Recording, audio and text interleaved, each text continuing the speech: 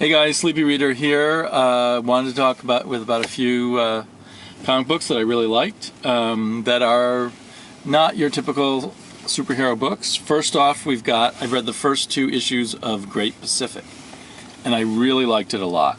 The plot is very unusual. So how to explain it?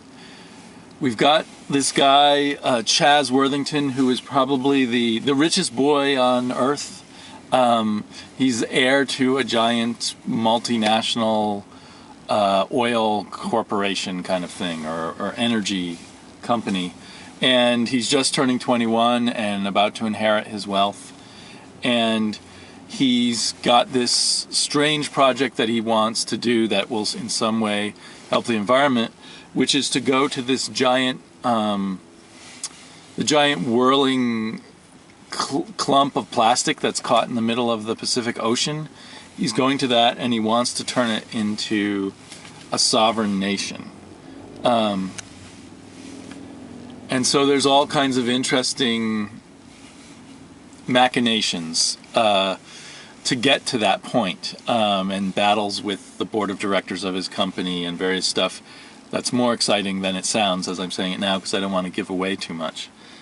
But this is a very compelling book.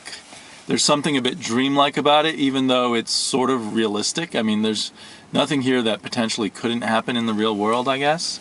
And I don't know, and I know that there really is this giant mass of plastic containers and bags and other garbage out in the middle of the Pacific Ocean, so that's real. I don't know whether you really can walk around on it and potentially call it a floating continent, which is what they want to do here. But it's really well written, really well paced. With the first two issues, I'm quite hooked, but I can't tell where it's going to go. It's, as far as I know, it's just an ongoing series, but I'm not sure. It feels like something that would be a limited series, so I'm not sure where it'll go, how far it will go. But I'm on for the ride right now. I enjoy the art. The artist Martin Morazzo does his own coloring, and that really shows. It's beautifully colored.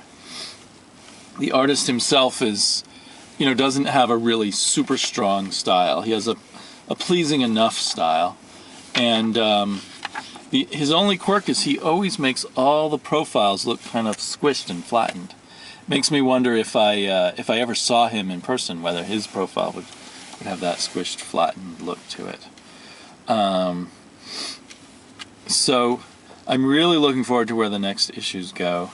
It's definitely one of the image books to keep an eye on. Also, a non-superhero book that I like quite a bit is Fairest. I've already raved about the first two issues. This is the third issue in the current arc, which is the only Fairest I've read.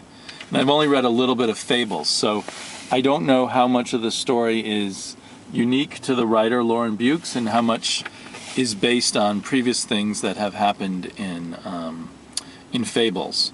But we get a lot of interesting information about Rapunzel and sort of the twisted stuff that went around her having children, and the mind games that one or two witches or other creatures have played upon her. Like a really cool scene of where she makes a nest out of her hair, like a giant spider web, when she has her babies.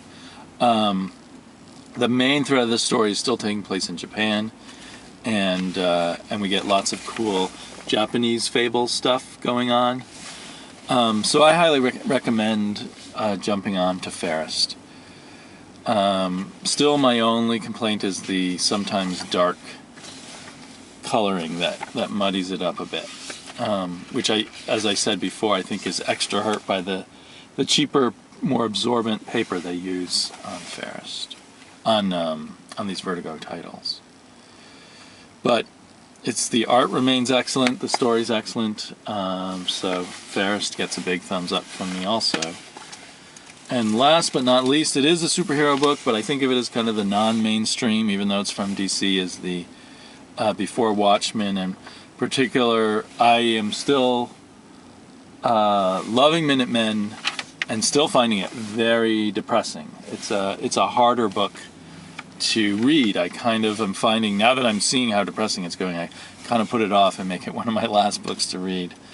But the art continues fantastic. The coloring by Phil Noto is excellent.